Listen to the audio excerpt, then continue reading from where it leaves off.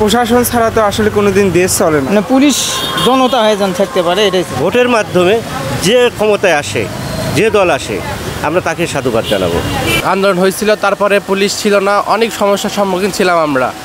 এখন আমরা পুলিশকে আসছে, আমরা খুব খুশি, কিন্তু আমরা চাই যে বাংলাদেশে বর্তমানে নতুন এক শ্রেণীর পুলিশ আসুক, যার মানুষ বলতে পারে আগের মতো আমরা যেন তাদের উপর বিশ্বাস রাখতে পারি যে হ্যাঁ পুলিশ আছে, আমরা তাদের উপর আস্থা রাখতে পারবো। পুলিশের সাথে জনতার যেন সম্পর্ক বন্ধুত্বের মতো সৃষ্টি হয়।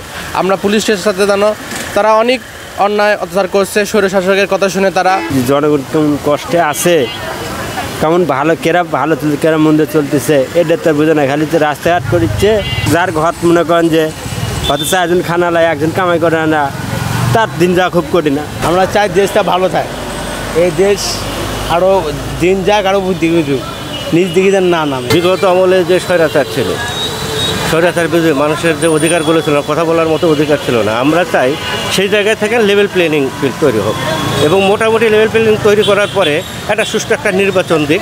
নির্বাচনের মাধ্যমে, ভোটের মাধ্যমে যে ক্ষমতায় আসে, যে দল আসে, আমরা তাকে সাধুবাদ জানাবো।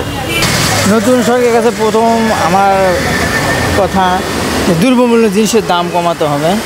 এই সমাজটা যেন পুলিশের আওতায় না থেকে মানে পুলিশ জনতা হয়ে যান থাকতে পারে, এটাই তারা জনগণের বন্ধু হোক, জনগণের বন্ধু হতে যা যা কাজ প্রয়োজন তারা সেই কাজগুলো করুক। এবং আমি আর একটা মনে করছি যে ছাত্ররা যেভাবে মাঠে আছে, মাঠ থেকে অল্প দিনের মধ্যে তারা যায় যার যার কর্মস্থলে, মানে স্কুল, কলেজ, ভার্সিটি, তারা এখান থেকে চলে যায়। এই জায়গায় থাকলে তারা আবার এমন পর্যায়ে আসবে, নষ্ট হয়ে যাবে। পুলিশ প্রশাসন ছাড়া তো আসলে কোনোদিন দেশ চলে না। আর আমরা চাই যে পুলিশ জনগণের সেবক হিসেবেই কাজ করুক, জনগণের যেটা ভালো হয় সেটার জন্যই কাজ করুক। কোনো রাজনৈতিক দল কিংবা কোনো পাওয়ারফুল ব্যক্তির জন্য যেন কাজ না করে, এদিকে একটু খেয়াল রাখতে হবে। আজকে আমরা 60 টাকা কেজি চাউল খাচ্ছি, 80 টাকা কেজি চাউল খাচ্ছে।